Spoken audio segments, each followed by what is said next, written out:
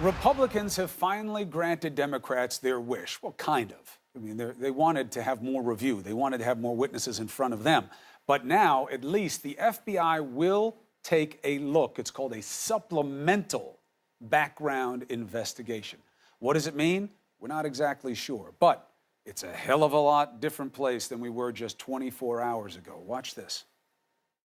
If the president and the Republican majority had asked for the FBI to do an investigation at that time, like we asked, it would likely be finished by now. None of us have talked to or questioned James Roach, Lynn Brooks, Liz Swisher, Tom Kane, or Chris Dudley.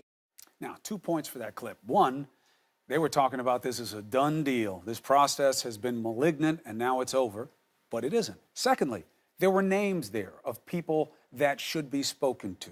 One of them you heard from last night, Lynn Brooks. Right now, another person from that list you just heard Senator Feinstein giving, Liz Swisher, one-time roommate of Debbie Ramirez, therefore Yale classmate of Brett Kavanaugh, joins us now on Primetime.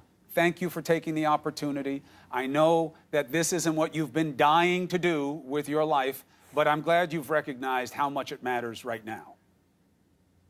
Thank you for having me, Chris. All right. So you heard me talking to your friend Lynn last night, and her feelings that she's a Republican, she believes in Kavanaugh's pedigree as a jurist, but she heard him say things under oath that she knows not to be true.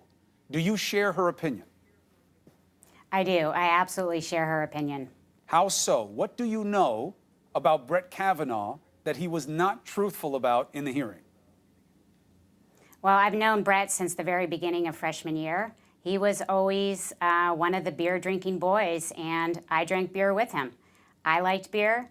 There's no problem with drinking beer in college. The problem is lying about it.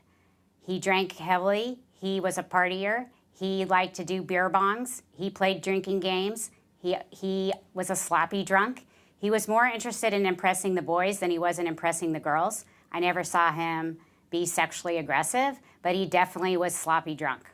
So, in terms of the allegations of a more serious nature, you have nothing on that. You never saw him do anything that you would call wrong or offensive or inappropriate with any women.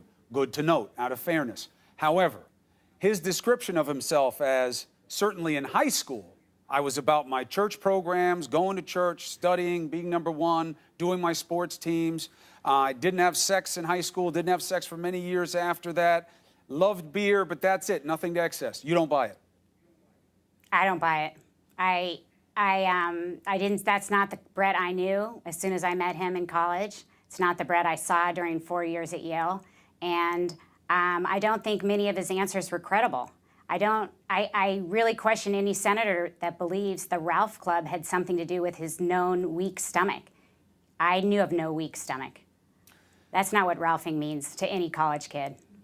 Yes, it usually means that you're just throwing up from drinking too much, in general. Exactly. There were a lot of things that he explained in a way that didn't meet with a lot of people's expectations. Let me ask you something, though.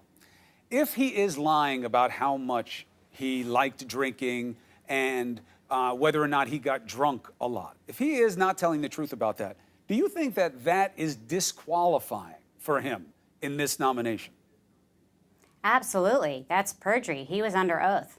Even if it's not about the main allegations, even if he's telling the truth that I'm not the one who did this to Christine Ford, I didn't do what your former roommate at Yale, Ramirez, alleges. I never did that to her. I was never there. I didn't do any of that.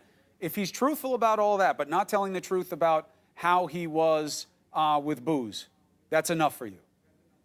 That's enough for me. If he had said, I would have stayed on the sidelines if he had said, I drank to excess in high school, I drank to excess in college, I did some stupid things, but I never sexually assaulted anybody.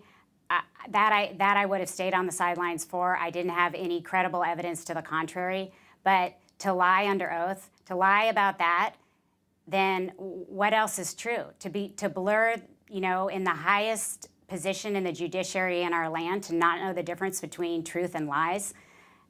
That's just terrible. It's not about women versus men. It's not about Democrats versus Republicans. It's about the integrity of the Supreme Court. Now, I'm not asking you about what Ramirez alleges because you've already said you don't know anything about that. You were her roommate, but you weren't present. You hadn't heard about it at the time. You don't know anything about it. Let me ask you something. Are you willing to talk to the FBI? I'm willing to talk to the FBI, yes. And that's a little bit of a scary proposition, too. You know, one of the differences, even if you put out a sworn statement, which some people have, I think in Mark Judge's case, it was through his attorney. So that's a little tricky in terms of whether or not that's a sworn statement that has the same penalty of a felony that others do. But when you sit across from the FBI, you have to tell them the truth or it's a crime. Not a problem for you? Not a problem for me. I believe in the truth. Liz Swisher, thank you very much for taking this opportunity. I know it is not a conversation that you've been dying to have, but it matters to the country. It matters right now. Thank you. Thank you, Chris. All right.